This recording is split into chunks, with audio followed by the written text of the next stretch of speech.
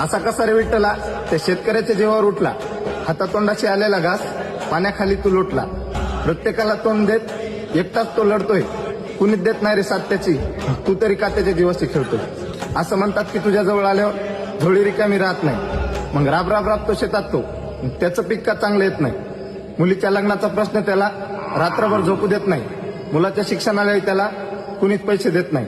बरं इकडून तिकडून त्याने पैशाचीही सोय केली, मग अवकाळी आला पाऊस, त्याच्या पिकाची माती झाली.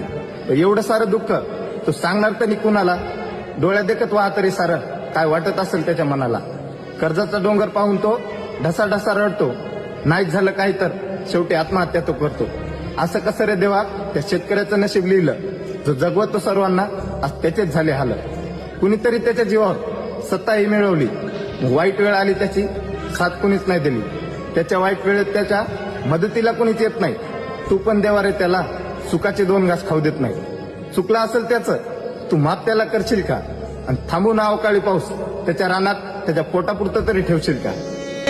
उसावाला गाणं घोट सार